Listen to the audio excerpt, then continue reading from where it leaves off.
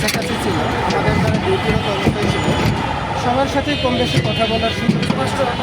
তারা বারবার চেয়েছে সে যদি মিনিমাম মুসলিম হয়ে থাকে, ওই পুলিশ সদস্য কিংবা বিডিআর সদস্য যারাই ছিল, আপনারা দেখবেন 3 স্তরে গুলি করা হয়েছে। প্রথমে পুলিশ ছিল, দ্বিতীয়তে বিজিবি ছিল, তৃতীয় ধাপে র্যাব ছিল।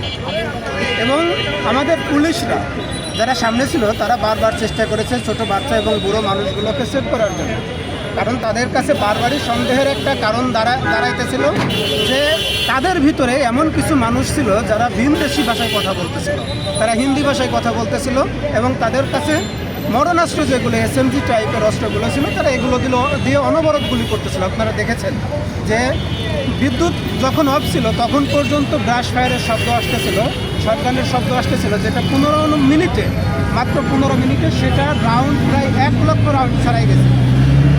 কথাটা বুঝতে পেরেছেন?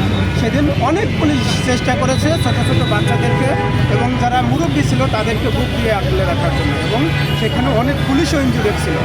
আমার কথা হলো এখানে কারা গুলি চালিয়েছিল এবং ভিনদেশীয় ভাষায় কারা কথা বলতেছিল, এবং এই ভিনদেশীয় ভাষায় কথা বলা এবং বাংলাদেশে এসে অস্ত্রবাজি করার মতো ঘটনা কিন্তু আমরা আপনার বিডিআর বিদ্রোহের সময়, বিডিআর হত্যাকাণ্ডের সময় কিন্তু শুনেছি এবং আমরা এটা কিন্তু অনেকবার প্রমাণও পেয়েছি।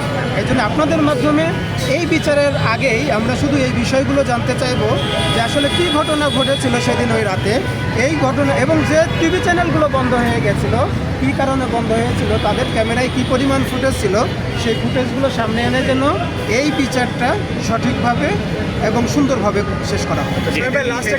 রাজনৈতিক দলগুলোর কোনো ব্যর্থতা ছিল কিনা বা তাদের দুর্বলতা ছিল কিনা? দেখেন, রাজনৈতিক দলগুলো